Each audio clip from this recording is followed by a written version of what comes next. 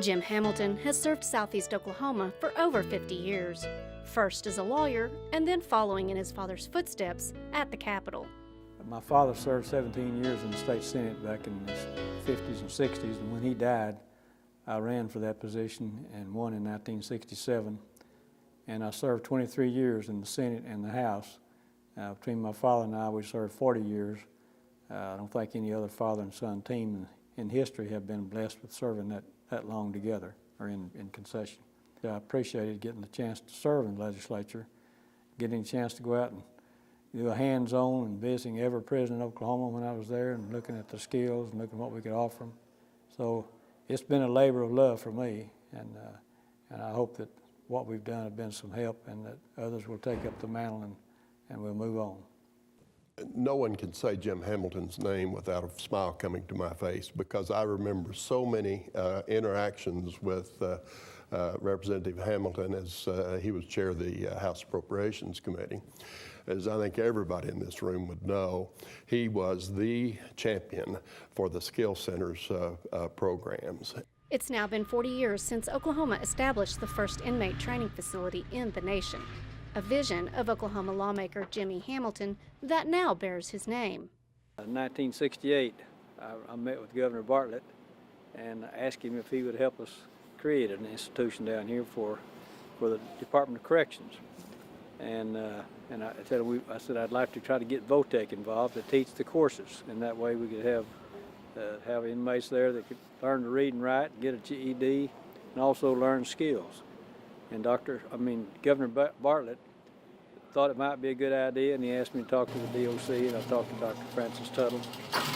And I said, well, won't your two departments get together and see if you can't think you can stay on the same plot of ground and facilities and get along. And they said they thought they could, and so we got in touch with the governor again and told him that the leaders of Career Tech and the DOC thought they could make it work, and it would mean that two separate departments of government would be involved and located on the same facility.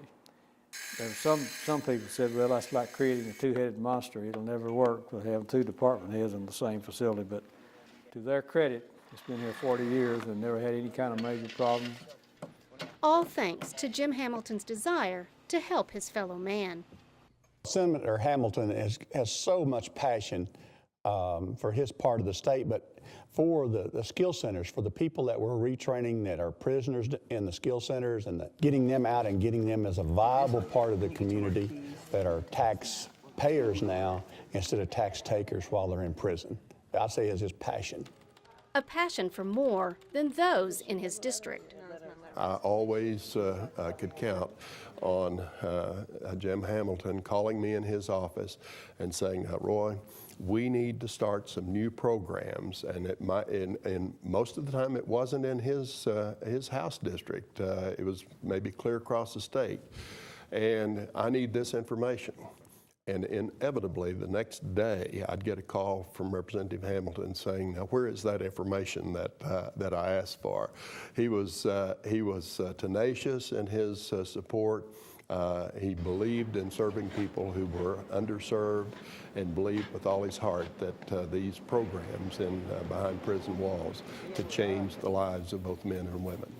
People that don't have a skill, you give them $50 and a bus ticket to go to Oklahoma City when they're out of prison, they'll be right back in prison.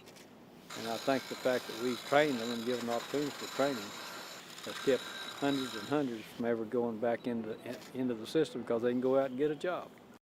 Since the year 2000, Career Tech Skill Centers have served over 13,000, a success Hamilton hopes will live on. We need to look out for those that can't look out for themselves. And all we're doing is warehousing our prisoners throughout the state. We've got 27,000 prisoners in DOC, and we're losing all of our training courses. Giving someone a skill and a GED gives them some self-pride that they can go back out into society and become a model citizen and go to work and pay taxes. Jim E. Hamilton, 2011 inductee into the Career Tech Hall of Fame.